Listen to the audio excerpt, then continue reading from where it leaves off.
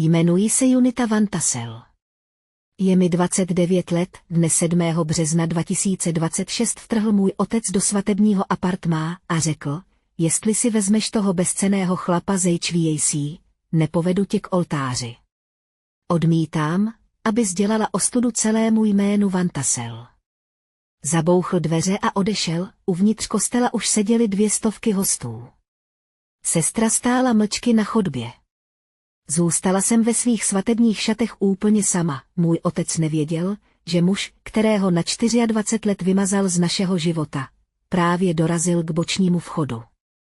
Zaklepání na dveře o několik minut později všechno změnilo, než budu pokračovat. Pokud vám tento příběh už leží na srdci, pokud jste někdy byli opuštěni nebo se na vás vlastní rodina dívala skrz prsty, věnujte chvilku tomu, abyste dali like tomuto videu a přihlásili se k odběru. Napište do komentáře, odkud se díváte a kolik je právě teď hodin. Každý z nich si přečtu, nyní vás zavedu na začátek, k něčemu, co můj otec budoval déle, než jsem si uvědomoval. S Calebem Hartleyem jsem se seznámil na jaře roku 2024 na komunitním setkání o zvýšení energetické účinnosti dostupného bydlení. Zastupoval jsem tam neziskovou organizaci Alliance for Affordable Housing, pro kterou pracuji. V té době jsem už 5 let pracovala jako jejich vedoucí grantová referentka a psala jsem návrhy na financování bytových projektů v Raleighu a okolních okresech. Caleb tam měl prezentovat téma HVAC Solutions. Nebyl takový, jakého jsem ho očekával. Většina dodavatelů, kteří přišli na tato setkání, mluvila na komunitách, kterým jsme sloužili. Caleb si přitáhl židli vedle starší ženy v první řadě a nejprve se jí zeptal na účty za elektřinu. Ptal se, ve kterých místnostech je v létě příliš horko a v zimě příliš chladno. Víc naslouchal, než mluvil. Jeho pracovních bod pod konferenčním stolem jsem si všiml dřív, než jsem si na něm všiml čehokoliv jiného. Opálené kožené, dobře opotřebované, takové boty, které pocházejí ze skutečných pracovišť. Ne z obchoďáku, který se snaží vypadat drsně. Po schůzce mi podal svou vizitku. Hartley Climate Solutions, stálo na ní, majitel a zakladatel. Vy tu firmu vlastně vlastníte, řekl jsem. Už 6 let, začínal jsem jen já v dodávce. Teď máme 28 lidí. Řekl to věcně, nechlubil se.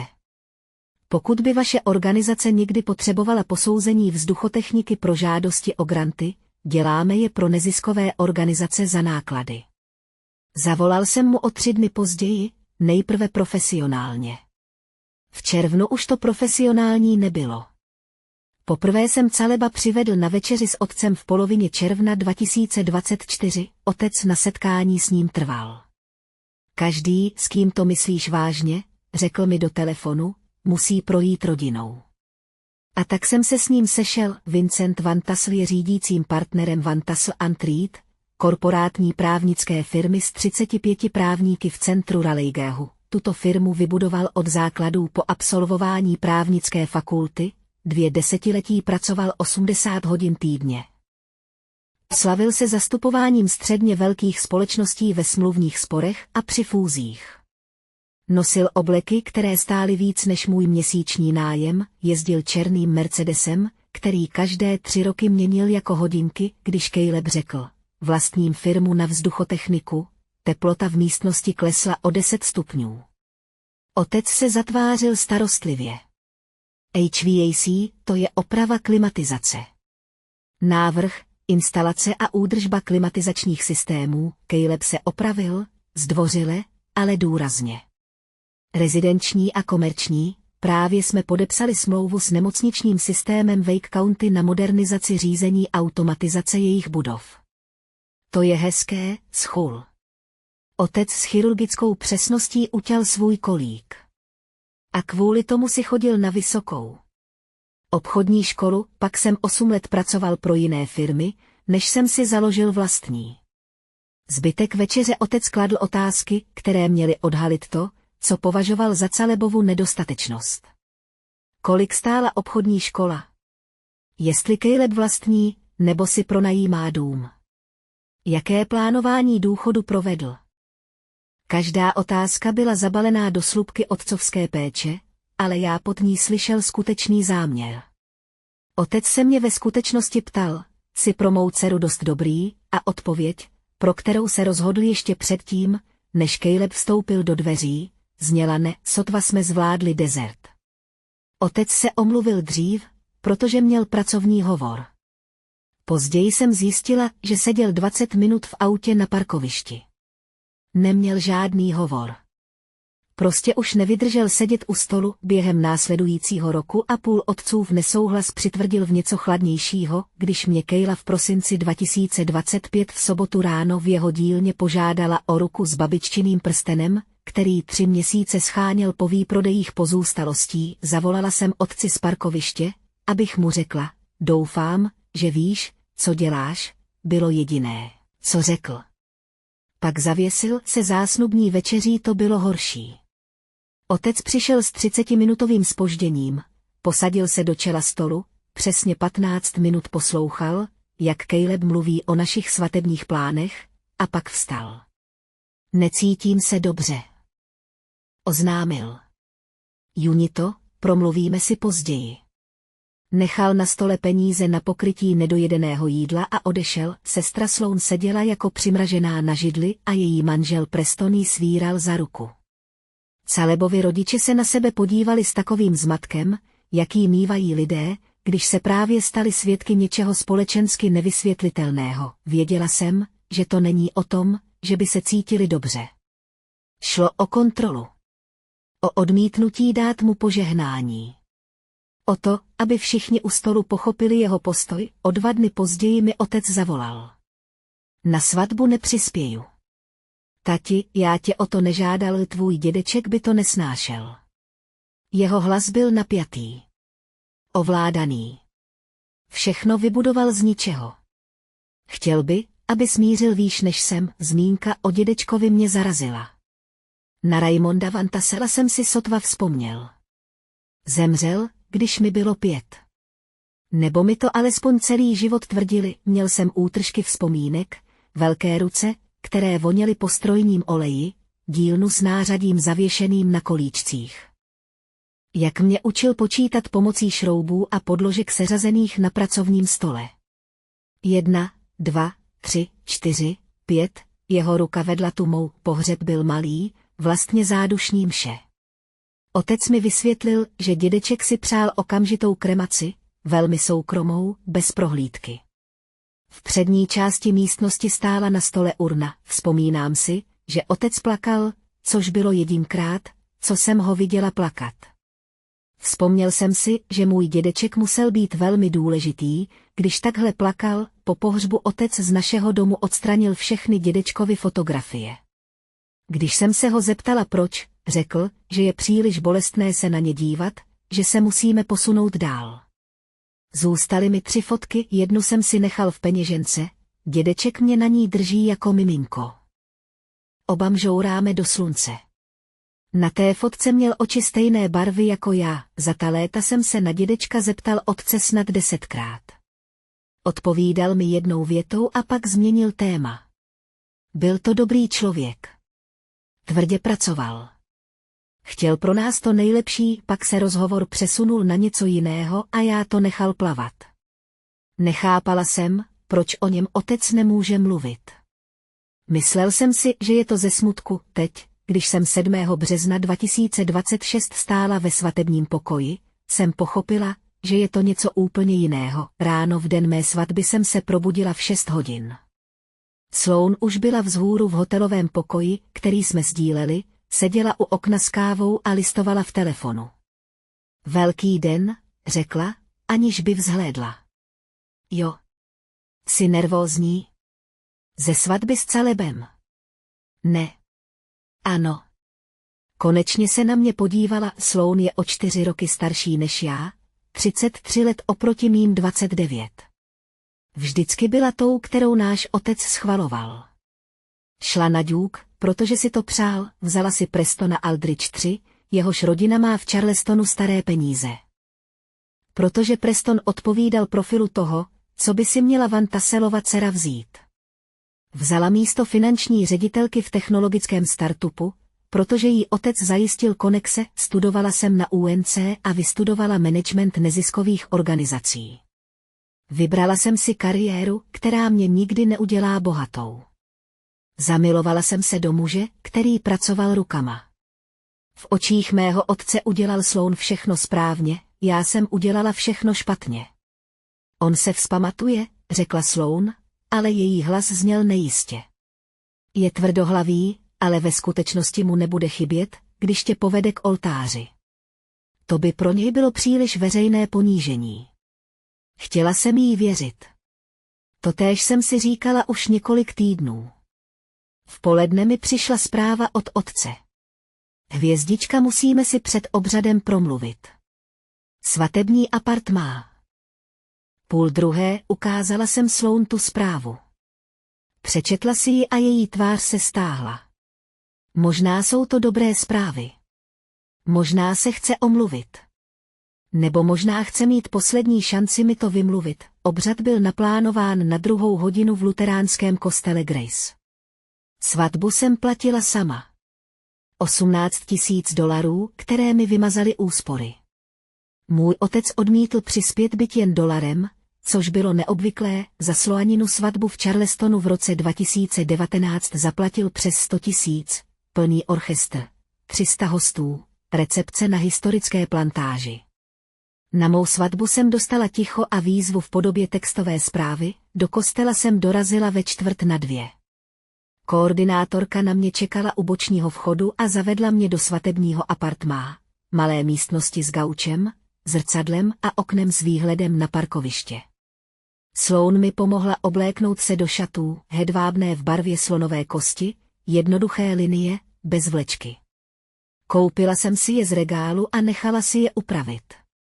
Kytici jsem měla z bílých růží a eukalyptu, kterou naranžovala Calebova matka. Ve 13:25 vešel Sloan do předsíně.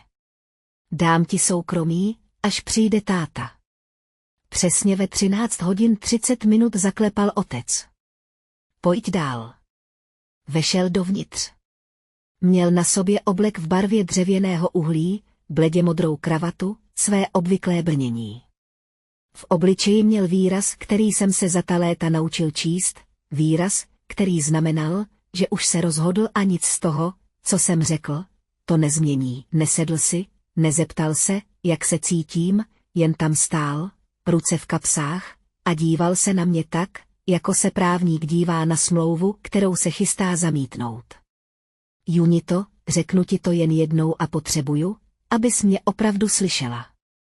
To je pravda, řekl jsem, čekala jsem. Tohle byla chyba. Caleb Hartley není muž, se kterým by si směla budovat život.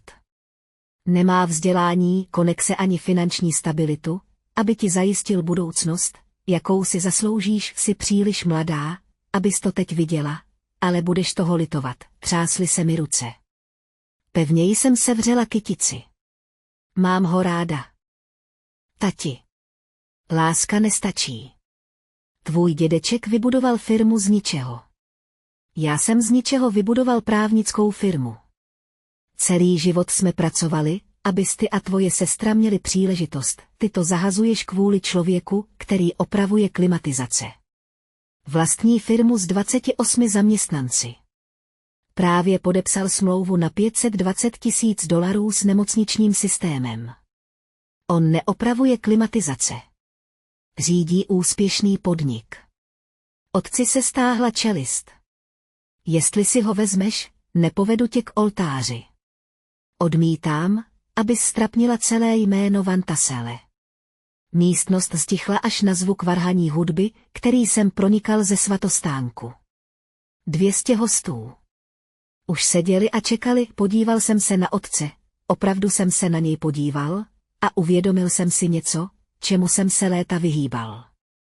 Nemiloval mě tak, jak by měl otec milovat dceru, miloval představu toho, kým chtěl, abych byla, a když jsem se tou osobou odmítla stát, přestala jsem pro něj být cenná. Tak to nedělej, řekla jsem tiše, zamrkal. Cože? Nedoprovoď mě k oltáři. Udělám to sama. Na okamžik se mu něco myhlo ve tváři. Překvapení. Možná. Nebo vypočítavost. Pak to zmizelo. Budeš toho litovat, řekl. Otočil se a odešel. Dveře se za ním zabouchly se zvukem, který se ozvěnou rozléhal po malé místnosti. Slyšel jsem jeho kroky na chodbě, slyšel jsem, jak doznívají, slyšel jsem, jak se těžké dveře kostela otevírají a zavírají. Byl pryč, ve dveřích se objevila Sloan s bledou tváří. Junie.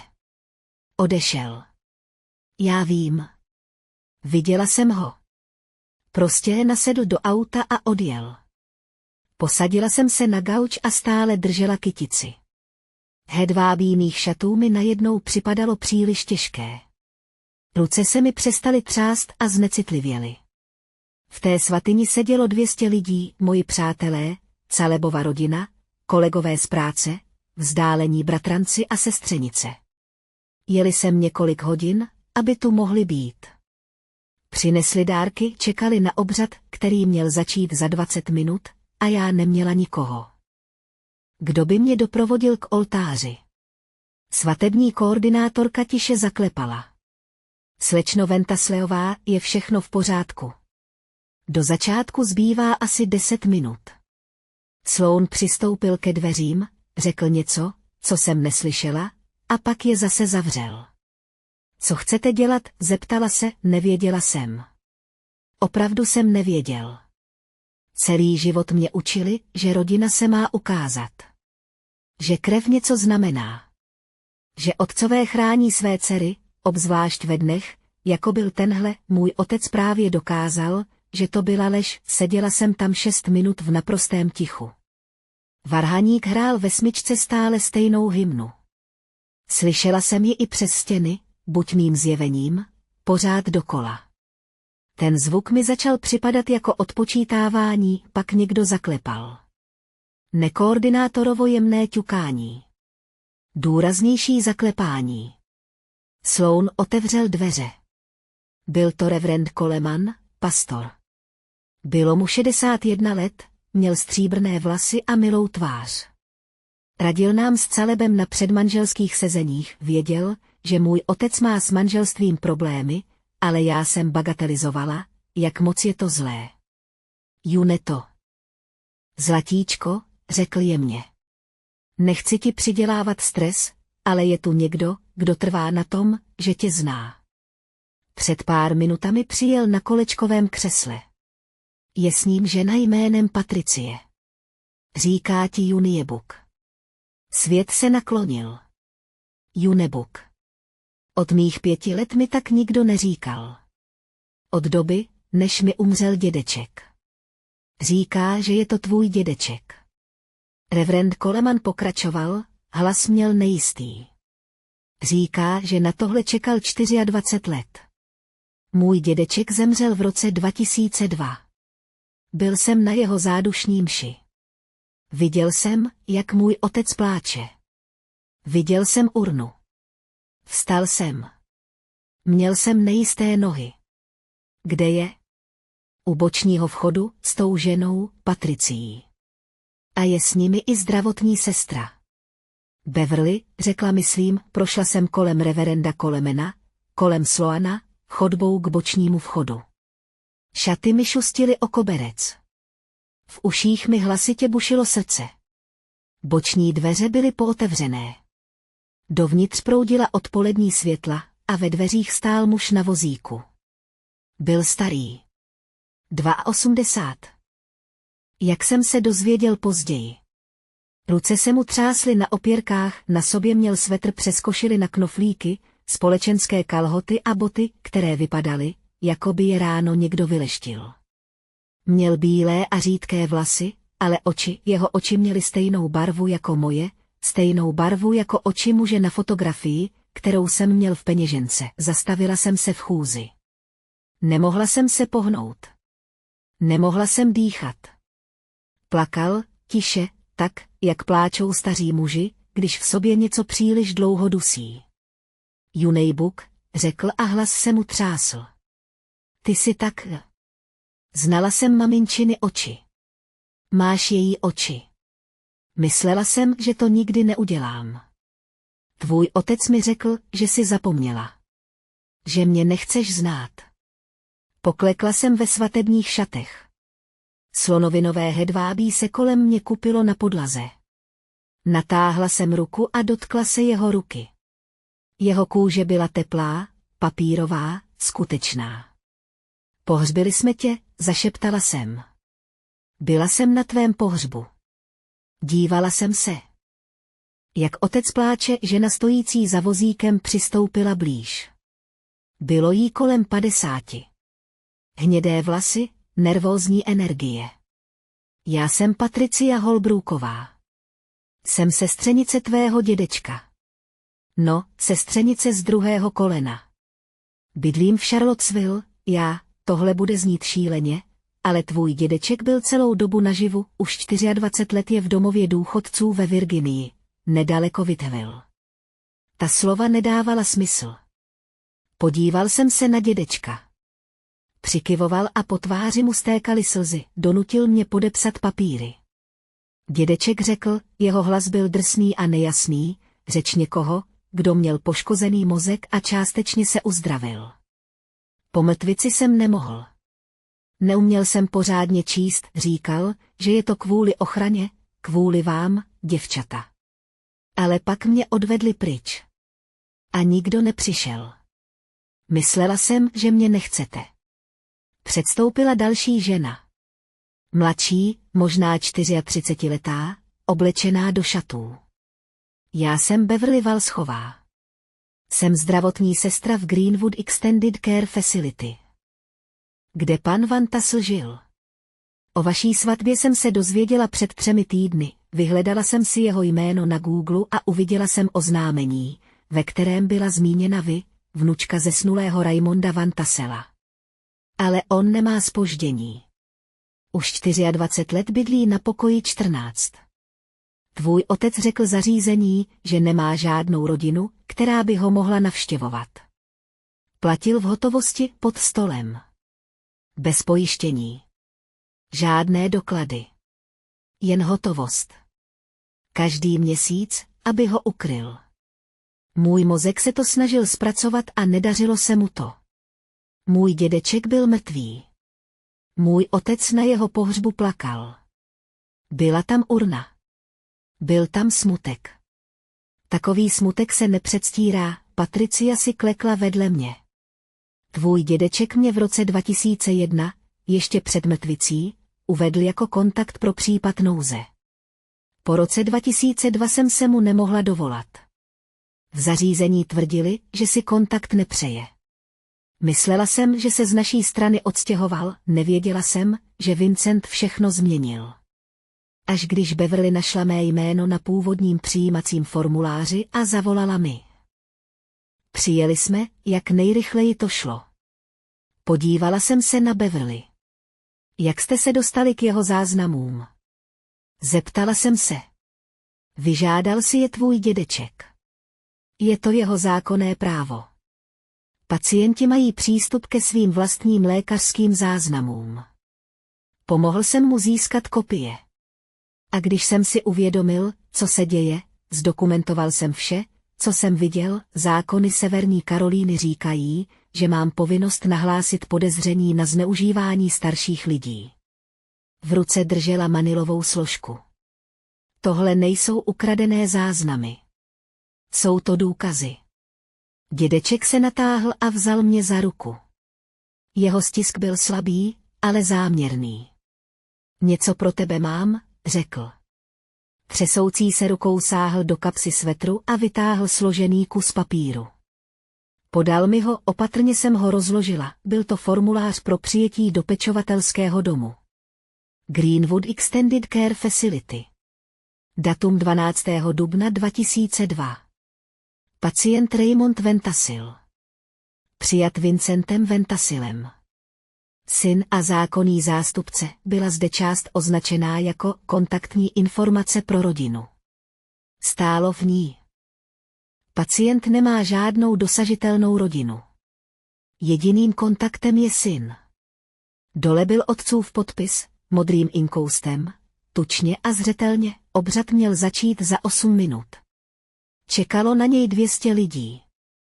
Varhaník stále hrál a muž, který mě měl vést k oltáři, právě odjel, ale muž, který mě měl před 24 lety odvést k oltáři, muž, kterého můj otec vymazal, ukryl, pohřbil, když byl ještě naživu, byl teď tady. Podívala jsem se na dědečka. Můžeš to udělat? Můžeš mě dát pryč. Přikývl, teď už plakal silněji. Měl jsem to udělat. Před 24 lety, než mi všechno vzal, nechal mě dokončit, co ukradl, Caleb se objevil u bočního vchodu. Musel slyšet rozruch. Viděl mého dědečka, viděl můj obličej, viděl přijímací formulář v mé ruce. Uni. Klekl si vedle mě. Ať je to cokoliv, ať je to kdokoliv, nejsi sama, jestli s ním chceš jít k oltáři, tak půjdeme. Jestli chceš všechno zastavit a vyřešit to. Zastavíme se. Ale nemusíš si vybírat mezi svatbou a pravdou. Měj obojí. Podívala jsem se na dědečka. Na toho muže, kterého jsem oplakávala, když mi bylo 5 let.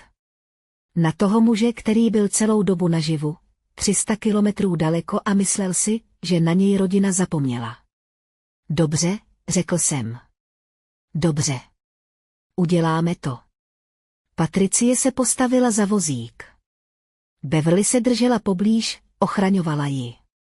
Reverend Coleman se vrátil do svatyně, aby řekl varhaníkovi, že jsme připraveni. Začala hrát procesní hudba.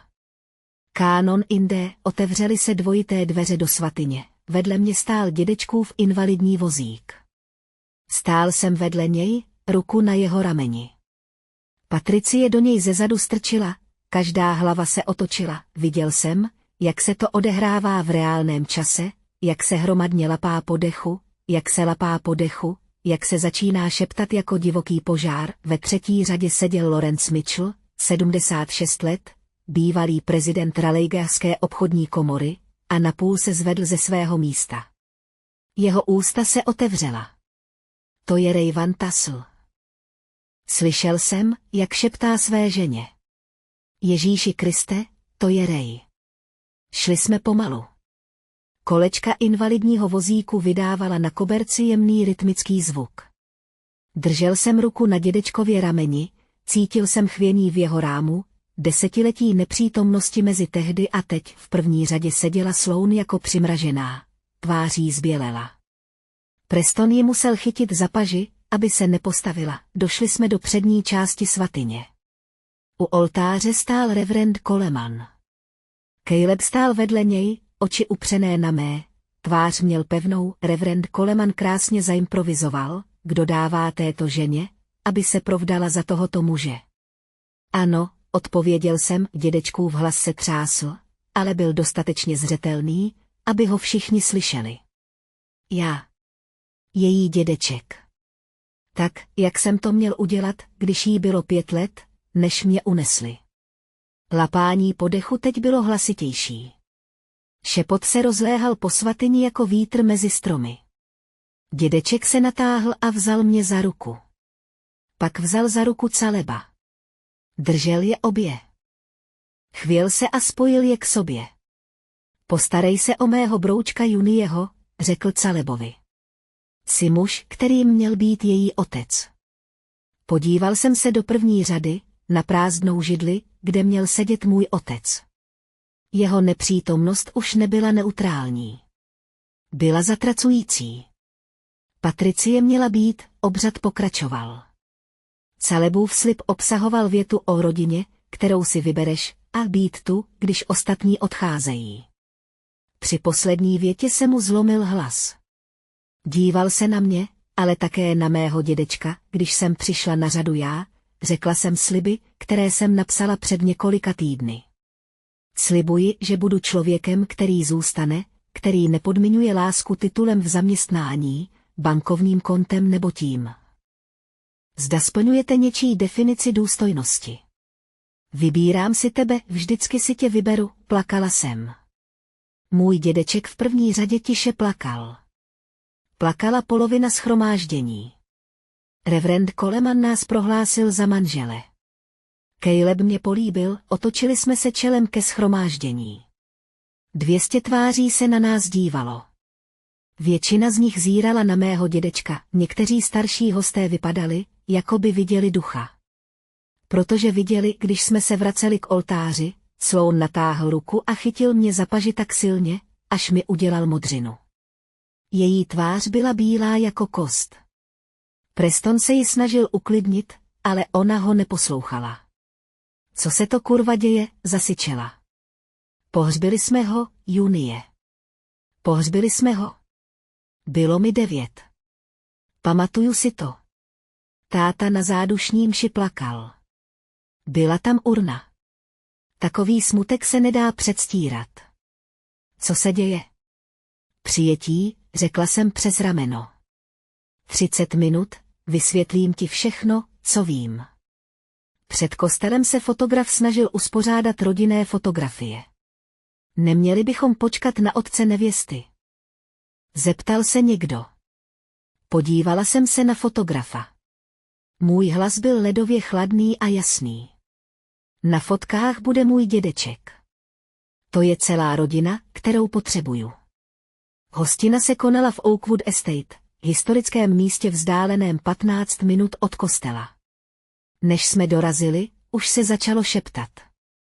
Viděla jsem to na hloučcích hostů, hlavy skloněné k sobě, telefony venku, někdo googloval Raymond Van Tassel Raleigh NC.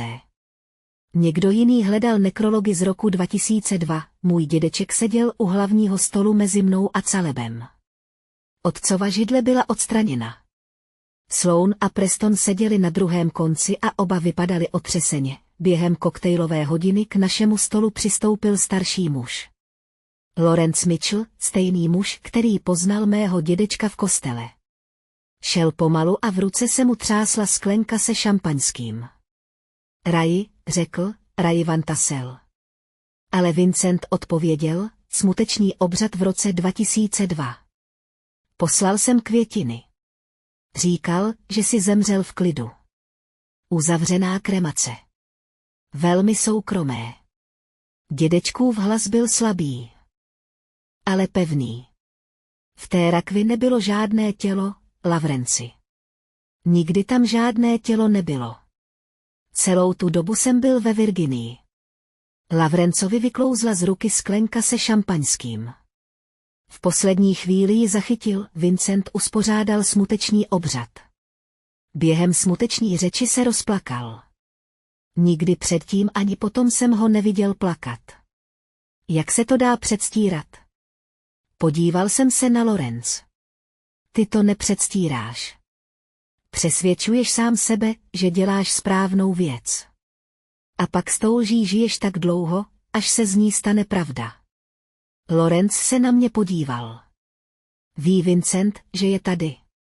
Vincent přesně ví, co udělal. A teď to vědí i všichni ostatní. Lawrence pomalu odcházel jako člověk, jehož chápání reality bylo právě přepsáno. V průběhu hodiny se blížili další hosté z dědečkovy generace, lidé, kteří s ním v 90. letech působili v obchodní komoře, lidé, kteří nakupovali u společnosti Ventasil Industrial Supply, než ji v roce 2001 prodal, všichni do jednoho reagovali stejně, šokovaně, nevěřícně a pak naštvaně. Když se v nich usadila narážka, Sloan mě zatáhl do přípravny nevěsty, dál od hostů. Třásla se. Potřebuju, abys mi to hned vysvětlila. Ten muž tam venku je náš dědeček. Ne. Náš dědeček zemřel. Bylo mi 9 let. Vzpomínám si, jak jsem seděla v tom pokoji. Vzpomínám si na tu urnu. Pamatuju si, jak táta stál na pódiu a brečel, tohle se nedá předstírat. Takový zármutek se nedá předstírat. Ukázal jsem jí formulář o přijetí, který mi dal dědeček. Přečtěte si ho. Když si papír brala, třásly se jí ruce. Přečetla si ho jednou, 2krát. Její tvář zbělela a zešedivěla. Tohle nedává smysl. Proč by to táta dělal? Co by mohlo, to ještě nevím. Ale Beverly, sestra, která ho našla, přinesla dokumenty. Dnes večer to zjistíme. Ve dveřích se objevila Beverly Walschová se složkou Manila v ruce. Promiňte, že vás ruším, ale myslím, že tohle musíte vidět, než začne večeře. Otevřela složku na postranním stolku. Uvnitř byly fotokopie, spousta, účty z pečovatelského domu, za 24 let. Všechny zaplacené v hotovosti, bez stopy po pojištění. Částka $3800 měsíčně. Rychle jsem si to spočítala, 3800 krát 12 měsíců krát 24 let, to je přes $1 000 000. Kde vzal takovou hotovost, zeptal jsem se. Sloan zašeptal. Z jeho platu ne, aniž by si toho někdo všiml. Lékařské záznamy ukazující dědečkův stav. Mrtvice v únoru 2002. Ano, těžká. Ale do roku 2004 se mu kognitivní funkce z velké části vrátily. Nebyl nesvéprávný. Věděl, kdo je. Znal svou rodinu. Dokázal komunikovat poznámky ředitele zařízení. Vincenta navštěvoval 2krát ročně, vždy sám, vždy personálu sdělil, že Raymond o kontakt s rodinou nestojí, že je to pro něj příliš bolestivé. Fotokopie šeků, ne těch posledních. Byli starší, z let 2002 až 2008, než otec přešel na hotovost, každý z nich vystavený na účet, který jsem nepoznávala. Podpis byl otcův, ale název účtu zněl Van Tassel Family Trust. Co je to Van Tassel Family Trust? Zeptal jsem se, Beverly vytáhla další dokument. Tenhle vypadal oficiálně. Notářsky ověřený, datovaný srpnem 2001. Tvůj dědeček prodal svůj podnik Van Tassel Industrial Supply v roce 2001 za $12 milionů. Po odečtení daní a poplatků mu zbylo asi $8,5 milionů. Založil tento fond pro svou rodinu, $1,2 milionu pro tebe a $1,2 milionu pro tvou sestru. Zbytek měl být určen na jeho péči a pak na pozůstalost. Zíral jsem na ten dokument. Nikdy jsem o takovém svěřenském fondu neslyšel, otec se o něm nikdy nezmínil. Sloan mi četl přes rameno. Byla úplně klidná, ke svému podílu jsem přistoupila v roce 2019, když jsem se vdala. Vincent mi ukázal výpisy. Říkal, že po zdanění a poplatcích mám asi $480,000. Beverly ukázala na klauzuli v dokumentu o svěřenském fondu. Podle ní si měl mít $1,2 milionu. Minimálně. Pravděpodobně blíž k $1,6 milionu se 7letým růstem. Cože, zeptal jsem se. Matematika byla jednoduchá, zničující. Sloan přišel o více než $1 milion. Okradl mě. Zašeptal Sloan. Okradl mě a dal mi moje vlastní peníze a donutil mě, abych mu za to poděkoval. Podávala se večeře. Šafář pronesl přípitek. Byl sladký a normální a zcela v rozporu s tím, co se dělo u hlavního stolu. Pak DJ ohlásil Sloan jako přípitek pro družičku. Ta se postavila, sklenka se šampaňským se jí třásla v ruce. Začala standardními vzpomínkami, společné dospívání, historky z dětství. Její hlas byl napjatý, ale kontrolovaný, pak se změnil. Moje sestra byla vždycky ta statečná. Dnes jsem ji sledovala, jak kráčí k oltáři s naším dědečkem, mužem, o kterém jsem si myslela, že zemřel, když mi bylo 9. Muž, který byl celou tu dobu naživu. Odmlčela se, oči se jí zaleskly slzami, které nechtěla pustit. Juni, dnes si mě něco naučila. Naučila si mě, že pravda nezůstává pohřbená, i když se ji někdo mocný snaží skrývat celá desetiletí. Pozvedla sklenici. Na mou sestru, která mě dnes naučila, že pravda nezůstává pohřbená, ani když se ji někdo 20 let snaží skrýt. A na našeho dědečka, kterého jsme měli mít posledních 24 let na každé rodinné večeři, vítej doma. Hosté zatleskali, zmateně, nejistě, šířilo se šumění. Preston se naklonil ke Sloanovi a něco mu pošeptal. Zavrtěla hlavou, nastavila čelist, přesunuli jsme se do soukromé místnosti mimo přijímací halu. Anita, Caleb, Sloan, Preston, Raymond, Patricia, Beverly, 7 lidí, 1 složka Manily, 24 let lží, které se brzy rozpadnou. Dědeček vytáhl z tašky na kolečkovém křesle druhou složku. Celou dobu ji nosil u sebe, dokumenty, které si schovával 24 let, originály, nejprve svěřenecká smlouva z roku 2001. Bylo v ní přesně to, co říkala Beverly. 8,5 milionu dolarů, po 1,2 milionu pro Unitu a Sloana, přístup v okamžiku svatby, dosažení 35 let nebo narození prvního dítěte, zbytek pro Raymondovu péči a případný majetek, Vincent Van Tassel, jmenovaný jako správce. Podmínky byly naprosto jasné, transparentní. Dívky dostanou své podíly. Jakmile se to spustí, Raymondova péče bude náležitě financována. Jednoduché. Pověřil jsem ho, protože to byl můj syn, řekl dědeček a hlas se mu zlomil, protože jsem si myslel, že chápe, co znamená chránit rodinu. Ty peníze jsem vybudoval z ničeho. Chtěl jsem, aby vás oba ochránili, místo toho je použil, aby mě pohřbil. Preston si vzal svěřenecký dokument. Je to investiční bankéř. Svěřenským fondům rozumí. Začal pročítat výpisy, které Vincent poskytl Sloanovi v roce 2019. Tvář mu potemněla. Tohle nesedí. Vytáhl telefon, otevřel aplikaci kalkulačky a začal procházet čísla. V trustu byly uvedeny poplatky za správu ve výši 2,5% ročně. To je sice legální, ale vysoké. Standardem v oboru je 0,5 až 1%, když si spočítáte, kolik za 24 let vybral jen na poplatcích, Prestonovi prsty se pohybovaly po obrazovce. Na poplatcích vybral přes 5 milionů dolarů.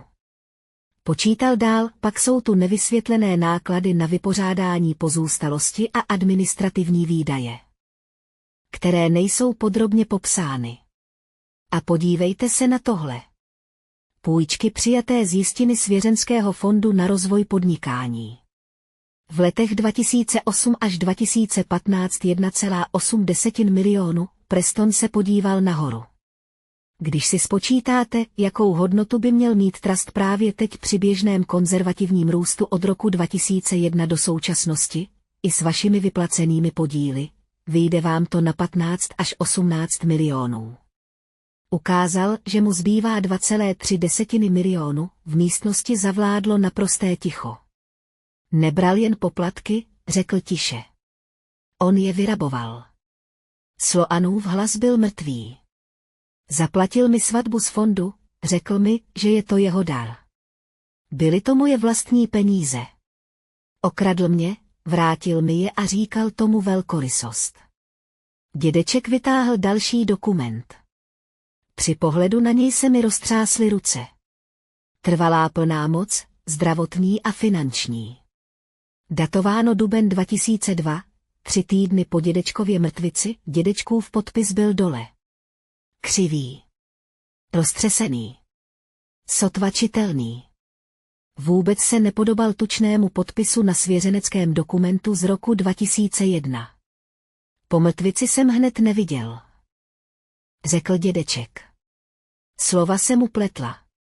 Řekl, tati, podepiš to tady. Je to dočasné, dokud ti nebude lépe.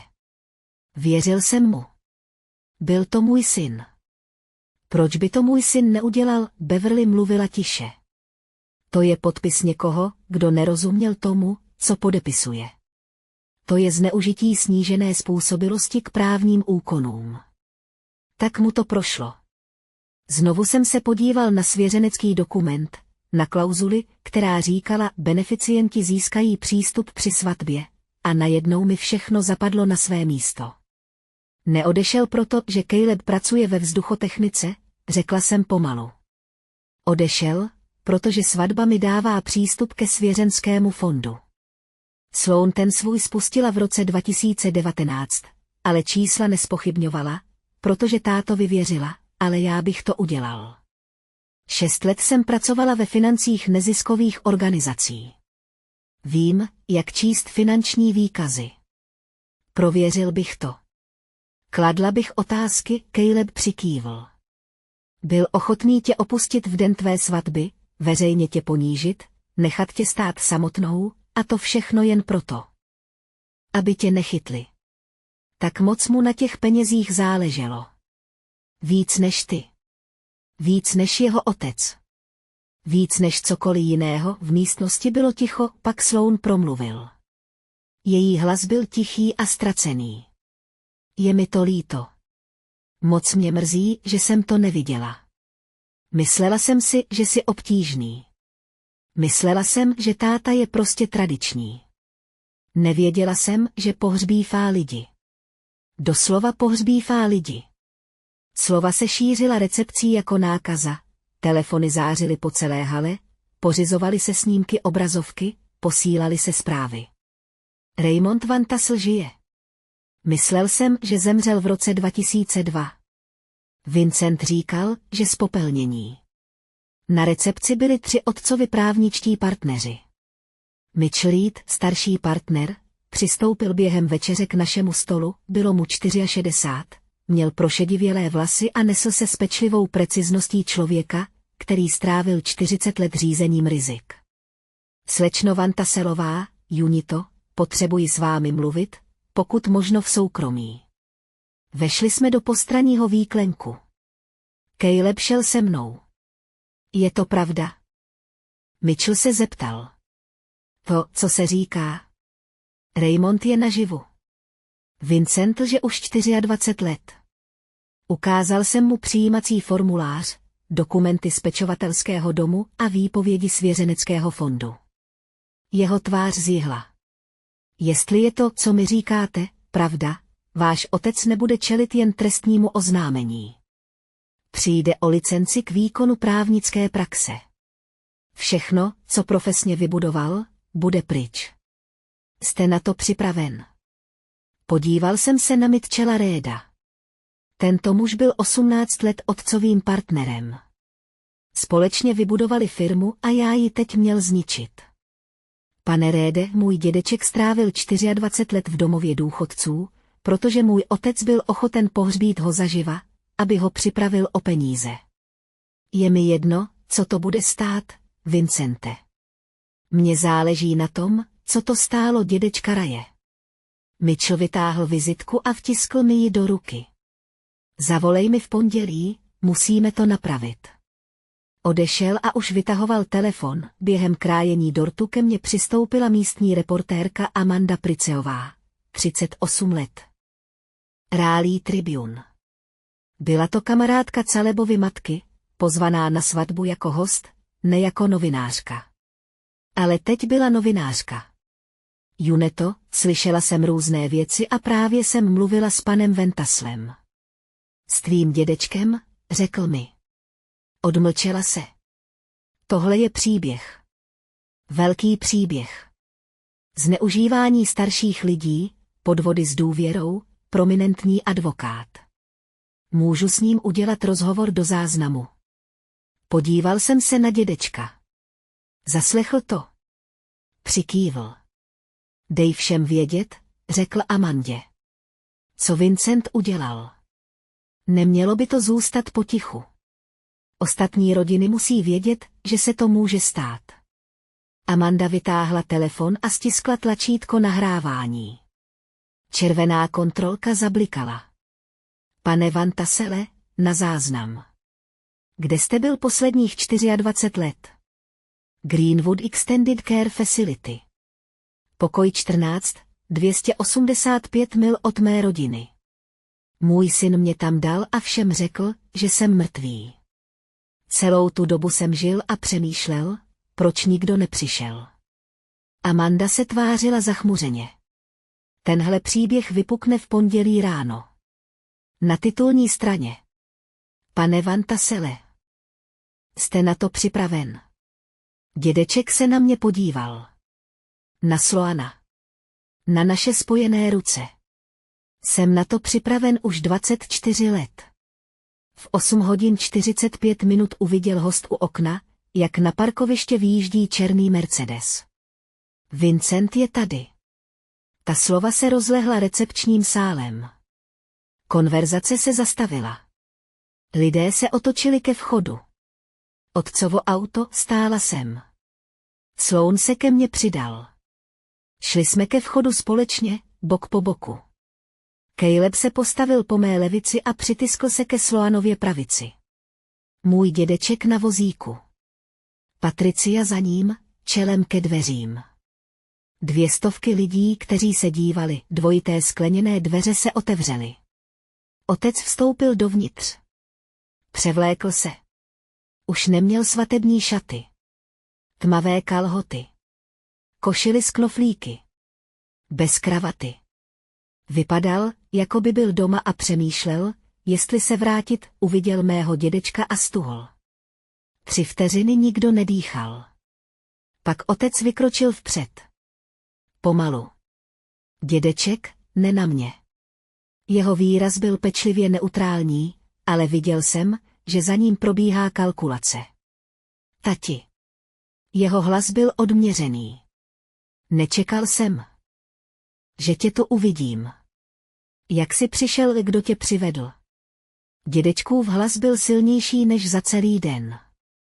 Sestřička mé vnučky a bratranec, kterého se pokusil odstřihnout, a reportér, kterého velmi zajímá, kde jsem byl 24 let. Promluvíme si o tom, Vincente. Otcova čelist se stáhla, rozhlédl se po místnosti, viděl tváře, které ho pozorovali, viděl Mitchella Reda stojícího u baru s telefonem v ruce, viděl Amandu Priceovou s nahrávacím zařízením. Byl zahnán do kouta. Tohle je rodinná záležitost, řekl opatrně. Není vhodné o tom mluvit tady. Zveřejnil si to, když si odešel z mé svatby s 2 hosty, řekl jsem. Můj hlas byl chladný, pevný. Zveřejnil si to, když si lhal, že děda Ray je už 24 let mrtvý, zveřejnil si to, když si ukradl miliony ze svěřeneckého fondu určeného na jeho péči a naši budoucnost. Takže ne, tati. Probereme to tady a teď. Pokusil se otočit. Pokusil se to vysvětlit. Po mrtvici si byl nesvéprávný. Musel jsem tě chránit. To zařízení bylo pro tvou bezpečnost. Navštěvoval jsem tě. Víš, že jsem to udělal. Odřízl jsem ho, navštěvoval si mě 2krát do roka, sám, abys zajistil, že personál zařízení zůstane v klidu, abys udržel kontrolu. Důvěru jsem spravoval profesionálně. Poplatky byly standardní. Nerozumíš financím, Junito, 5% ročně po dobu 24 let na svěřenský fond v hodnotě 8,5 milionů dolarů není standardní. Krádež a ukrývání otce v pečovatelském domě a zároveň tvrzení, že je mrtvý, není složité. Je to trestné. Sloan vystoupil. Její hlas byl tichý, ale rázný. Ty jsi mě taky okradl, tati. Dal si mi moje vlastní peníze a donutil si mě, abych ti za ně poděkovala. Jak to ospravedlníš? Otec se nás pokusil rozdělit, oslovil Sloan, vždycky si byla rozumná. Nedovol, aby tě tvoje sestra proti mně otrávila. Sloan se na návnadu nedal. Nejsme rodina. Tati. Rodiny se navzájem nepohřbívají zaživa. Otcův obličej zrudl. Jestli v tom budeš pokračovat, všechno zničíš. Mou kariéru, firmu, tvé dědictví, rodinné jméno. Tohle chceš? Než jsem stačil odpovědět, promluvil dědeček. Dal jsem ti všechno, Vincente. Jeho hlas byl tichý, smutný, unavený na kost.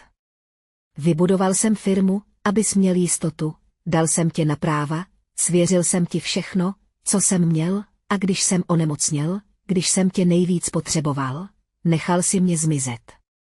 24 let jsem přemýšlela, co jsem udělala špatně, ale nic špatného jsem neudělala. Udělala si to ty. Otec se na svého otce podíval, opravdu se na něj podíval. Na okamžik se mu ve tváři něco myhlo. Možná stud. Nebo strach. Pak to zmizelo. Nechápeš, co mě stálo vybudovat to, co jsem vybudoval, jaké oběti, jakou image jsem si musel udržet. Pracoval si rukama. Byl si respektován. Ale nikdy si nebyl víc než to. Musel jsem být víc. A ona, gestem ukázal na mě, to všechno zahodila kvůli člověku, který pracuje v řemesle, jako ty. Pravda zazněla tak nenuceně, tak věcně. Můj otec se styděl za to, odkud pochází, styděl se za svého otce, a když jsem si vybral Caleba, připomněl jsem mu tu hanbu. A tak mi udělal to, co udělal svému otci. Snažil se mě nechat zmizet, dědečkův hlas byl tichý. Odpustil jsem ti spoustu věcí, Vincente. Že jsem byl chladný. Že jsi byl ctižádostivý, že ti záleželo víc na postavení než na lidech. Ale tohle? Přimět své dcery, aby si mysleli, že jsem mrtvý. Vzít jim dědictví, nechat mě 2 desetiletí sedět v pokoji a myslet si, že na mě rodina zapomněla. To se neodpouští. Ne ode mě. Ani od Boha. Ani od nikoho jiného. Otec se pokusil odejít. Otočil se ke dveřím. Mitchell Reed před mě vstoupil. Vincente, jako tvůj právnický partner ti důrazně doporučuji, abys zůstal a odpověděl na tato obvinění, protože pokud to v pondělí ráno neuděláš, udělám to já. Otec tam stál uvězněný mezi dveřmi a 200 svědků, mezi svou minulostí a budoucností, mezi lží, kterou si vybudoval, a pravdou, která se ho chystala pohřbít. Naposledy se na mě podíval. Budeš toho litovat, řekl. Ne, řekla jsem tiše.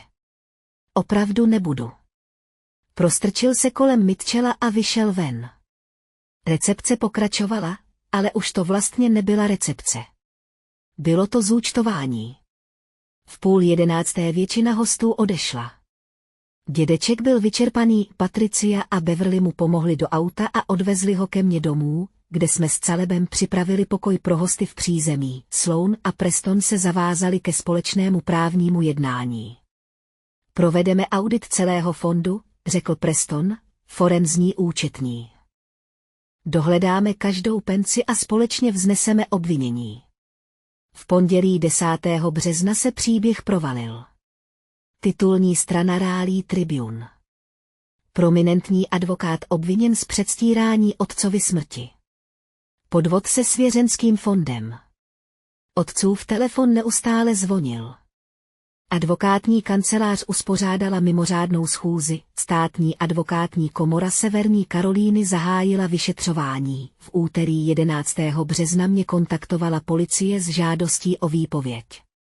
Státní zastupitelství začalo případ prověřovat kvůli obvinění z trestného činu. Zneužívání starších osob, krádež, podvod, zneužívání zranitelné dospělé osoby. Ve středu 12. března byla mému otci pozastavena činnost až do ukončení vyšetřování. Koncem března soudní znalec potvrdil, co Preston vypočítal. Svěřenský fond měl mít hodnotu přes 15 milionů. Vykazoval 2,3 milionu. Můj otec jej systematicky vyčerpával po dobu 24 let, v dubnu podal státní zástupce obvinění. Vincent Van Tassel, 58 let, řídící partner společnosti Van Tassel & Reed. Byl obviněn ze 4 trestných činů. Jeho právní zástupce mu nabídl vyrovnání. 2 miliony mě, 2 miliony Sloanovi, 1 milion mému dědečkovi, veřejné přiznání špatného hospodaření. Žádné vězení, zavolal jsem Sloanovi. Zavolali jsme mému dědečkovi. Rozhodnutí muselo být jednomyslné. První promluvil můj dědeček. Chci být jen s rodinou. Nepotřebuji pomstu. Sloan dlouho mlčel. Chci, aby čelil následkům. Ale dědečkův klid je důležitější než můj hněv, pak přišla řada na mě, myslela jsem na svůj svatební den, na to, jak jsem stála v tom svatebním apartmá, sama, opuštěná, na dědečka, který vedle mě jel uličkou, na Sloana klečícího vedle svého vozíku, jak ho oba držíme za ruce, na pravdu, která prolomila 24 let mlčení. Ne, řekla jsem. Nepřijmeme to vyrovnání. Junej, začal Sloan, protože tady nejde o peníze. Jde o 24 let, které děda Ray ztratil. O vzpomínky z dětství, které jsem s ním měla prožít. O sestru, kterou jsem sotva znala. Protože nás táta rozdělil. To se nedá koupit zpátky a ostatní rodiny musí vidět, že to má následky. Skutečné následky. Půjdeme k soudu. Datum soudního přerýčení bylo stanoveno na září. Neřeknu vám, jak to dopadlo, protože o tom tento příběh vlastně není. Tenhle příběh je od dní, kdy jsem zjistil, že rodina nejsou vždycky ti, kterým jste se narodili, někdy jsou to lidé, kteří se objeví, když všichni ostatní odejdou. Můj dědeček teď žije se mnou a Calebem. Pokoj pro hosty v přízemí je jeho. Každý večer spolu večeříme. Každou neděli ho navštěvuje Sloan s dcerou Ryane, pojmenovanou po Raymondovi. Narodila se v srpnu, teď jsem těhotná, termín porodu mám na jaře příštího roku. Dědeček pláče pokaždé, když cítí, jak dítě kope. Říká, že se může dívat, jak roste. Říká, že už si nenechá ujít žádný okamžik, někdy se dívám na svatební video. Ten okamžik, kdy dědeček projížděl uličkou vedle mě, to lapání po dechu, jak se Caleb tvářil, když si uvědomil. Co se děje, v každém záběru je vidět prázdná židle mého otce. Jeho nepřítomnost je nejhlasitější částí celého dne. Lidé se mě ptají, jestli nelituji toho, jak moje svatba proběhla, jestli si přeji, aby můj otec zůstal, jestli si přeji, abych přijala dohodu a nechala věci v klidu. Říkám jim, že jsem se vdala, získala jsem zpátky svého dědečka a přesně jsem se dozvěděla, kdo byl můj otec. Někdo tomu říká katastrofa, já tomu říkám pravda. A pravda, i když stojí všechno, stojí za to. V sobotu odpoledne mě dědeček učí věci, které by mě naučil, kdyby tu byl celou dobu. Jak opravit protékající kohoutek, jak vyměnit pneumatiku, jak správně používat vodováhu. Minulý týden vytáhl ze skříně plechovku od kávy. Uvnitř byly šrouby a podložky. Různé velikosti, různé kovy. Až se narodí dítě, řekl, naučíme ho počítat. 1, 2, 3, 4, 5. Stejně jako jsem to naučil tebe. Držel jsem v ruce jeden ze šroubů. Studený kov. Hladký závit. Malá věc. Obyčejný, ale když se dědečkova třesoucí se ruka zavřela nad mou a vedla ji, připadalo mi to jako všechno. Jako všechny roky, které jsme ztratili, zhuštěné do tohoto jediného okamžiku. Jako splněný slib, sice s 24letým zpožděním, ale přesto splněný.